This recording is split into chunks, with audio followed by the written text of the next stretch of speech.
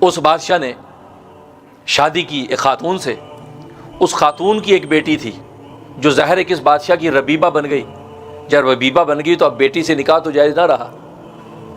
ظاہر ہے کہ اس کی ماں اس کی بیوی ہے تو اب بیٹی سے نکاح نہیں کر سکتا. لیکن بیٹی انتہائی حسین و جمیل خوبصورت. اب بادشاہ کی حالت یہ تھی کہ اس کی نگاہ جب اس لڑکی پر پڑی ہے تو یہ دل ہی کی دل میں اس کی طرف متوجہ رہنے لگا کہ یار کیا بات ہے، اس کے حسن و جمال کا کیا عالم ہے. عاشق ہو گیا، عاشق ہو گیا. اب اس نے کوئی تدبیر ایسی بنانے کی کوشش کی کہ یار یہ لڑکی میرے سے حلال ہو جائے، میں اسے نکاح کر لوں. تو چنانچہ اس نے اعلان کر دیا کہ اس کے ساتھ میں نکاح کر رہا ہوں. حضرت یحییٰ علیہ السلام کو پتہ چلا، کہا کہ بادشاہ سلامت، یہ لڑکی آپ کے لیے حلال نہیں ہے، یہ حرام ہے. یہ تو آپ کی بیوی کی بیٹی ربیبہ ہے اور اس کی بیوی کے ساتھ آپ کا ایک تعلق ہے، تو لہٰذا اس تعلق ہو جانے کے بعد اب یہ بیٹی حرام ہے آپ. تو لیکن بادشاہ نہیں مانا. انہوں نے کہا نہیں، میں نے نکاح کرنا ہے. اب یہ قصہ شہر میں مشہور ہو گیا کہ یحییٰ علیہ السلام نے حرمت کا فتویٰ دے دیا ہے اور بادشاہ مصر ہے اس بات پر کہ میں نے اس کو نکاح کرنا ہے، میں اس کا عاشق ہو گیا ہوں. ایک دن دربار میں بیٹھے ہیں، اب یہ بات آ گئی تو اس ماں نے اپنی بیٹی کو سرخ رنگ کا باریک لباس پہنایا. جس سرخ رنگ کے لباس میں سے اس کا سفید جسم جھلکتا تھا، اور حسن و جمال کا پیکر بنا کے خوشبوؤں سے اس کو آرائش کر کے اس کے بادشاہ کے سامنے بھیج دیا اور کہا کہ تم بادشاہ کو خوب اچھی طرح اپنی نگاہوں میں اس کی بیٹھ جاؤ، ڈبا لو اور یہ شراب خوب اس کو پلاؤ. جب بادشاہ برائی کا تو سے ارادہ کرے، ظاہر ہے کہ شراب پینے کے بعد بدمست انسان ہو جاتا ہے. اب جب یہ ارادہ کرے تو تم کہنا میں ایسے نہیں، میری ایک شرط ہے. کیا شرط ہے؟ کہا کہ شرط یہ لگانا کہ یحییٰ علیہ السلام کا سر مجھے تشت میں چاہیے. اس کا سر کاٹ کے سامنے میرے سامنے پیش کرو، تشت کے اندر، پلیٹ کے اندر. یہ پیش کرو گے تو میں پھر اپنا بدن تمہیں دوں گی، ورنہ نہیں. یہ کہہ دینا کہ ٹھیک ہے. اب وہ تیار ہو کر آراستہ ہو کر جب اس کے سامنے آئی، بادشاہ نے اس کو دیکھا تو بادشاہ تو بے حال ہو گیا. اس نے اس کو شراب پلانا شروع کر دیا، جام پہ جام پلایا. وہ بدمست ہاتھی کی طرح اور منڈلانے لگا، اس کو باہوں میں لینے کی کوشش کرنے لگا. کہا کہ نہیں، میں تیار ہوں لیکن شرط ہے. کہا کہ کیا شرط ہے؟ کہا کہ یحییٰ کا سر چاہیے. کیونکہ عداوت پیدا ہو چکی تھی اس کی ماں کو کہ یہ یحییٰ جو ہے یہ کیا کر رہا ہے. وقت کا بادشاہ میری بیٹی پہ عاشق ہو تو ٹھیک ہے بھائی، کیونکہ ماں بیٹیاں دونوں راج کریں گی ساری سلطنت میں. یہ کہاں سے آ گیا کباب میں ہڈی آ کے فتوے دے رہا ہے. جیسے آج مولویوں کے فتوے برے لگتے ہیں، یہ مولوی بیچارے نبیوں والا کام کرتے ہیں، حلال حرام بتاتے ہیں، لوگوں کو برا لگتا ہے اور یہ مولویوں کا کیا یار حلال حرام کے فتوے لگاتے رہتے ہیں. نہیں، یہ نبیوں کا راستہ ہے اور آزمائشیں بھی پھر آتی ہیں. تو بادشاہ کو اس نے کہا کہ مجھے عیسیٰ کا سر چاہیے اور یحییٰ کا سر چاہیے. تو بادشاہ تو چونکہ یحییٰ علیہ السلام کا بڑا عقیدت مند تھا، کہنے لگا ظالم یہ تم نے کیا مطالبہ کر دی، کچھ اور مانگ، چھوڑ اس کو، کچھ اور مانگ. کہا کہ نہیں، یہ وہی چاہیے. بادشاہ بار بار کہتا رہا ظالم تم کچھ اور مانگو، یہ کیا مانگا تم نے، چھوڑو اس کو. کیونکہ بادشاہ نہیں چاہتا تھا کہ یحییٰ جیسا پاکیزہ پیغمبر اس پر ہاتھ ڈالے. جب وہ نہیں مانی اور ظاہر ہے کہ اپنی شہوت اور بدمستی کے اندر غرق ہو چکا تھا، اس نے حکم دیا، کہا کہ یحییٰ کا سر لے آؤ. اور جناب چند ظالم گئے، جا کے یحییٰ علیہ السلام کو قتل کیا، کا سر تشت میں رکھ کر جو ہے پیش کر دیا، شہید کر دیا آپ کو. اب جب سر سامنے رکھا ہے تو سر میں سے خون ابلتا ہے، خون، اور خون بند نہیں ہوتا. بادشاہ پریشان ہو گیا کہ یار اس کو زمین میں دفناؤ، زمین میں دفنا. پھر خون ابل رہا ہے، اتنا خون ابلا کہ شہر کی دیواروں تک پہنچ گیا. حیران ہو گیا کہ یار یہ کیا کرے، کیسے خون اس کا ابلنا بند ہوگا. اور بنی اسرائیل پریشان، پورا ملک حیران، اور بادشاہ مٹی پہ مٹی ڈال رہا ہے، گڑے کے گڑے بھر رہا ہے، لیکن خون ابل رہا ہے. ظاہر ہے کہ بے گناہ خون اور اس سے پاکیزہ پیغمبر کا خون.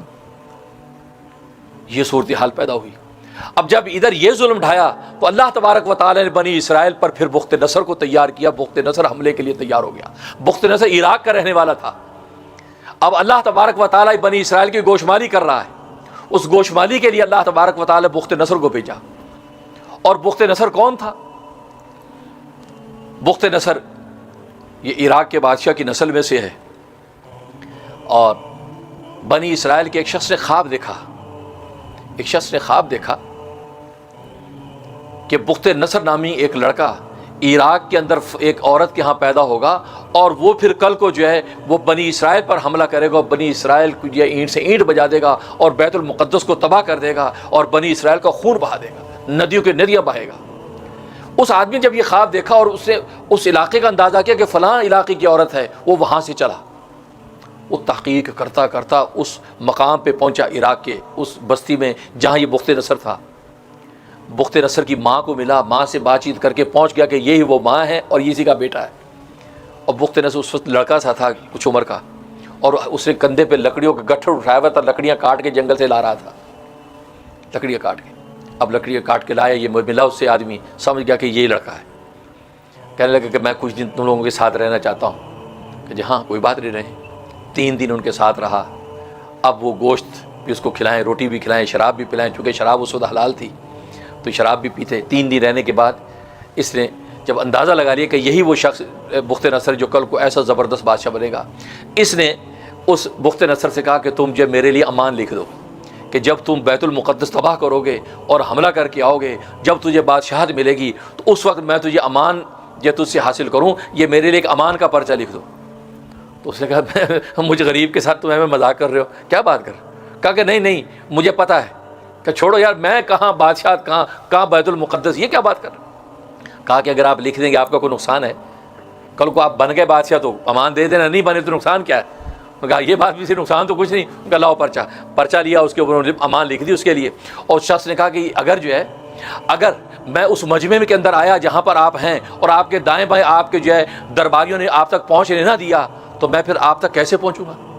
کہا کہ تم ایک لکڑی کے اوپر یہ کاغذ باندھ کے لکڑی کو اونچا کرنا تو میں سمجھ جاؤں گا اور میں تجھے اشارہ کر کے آگے بلا لوں گا اور تجھے امان دے دوں گا۔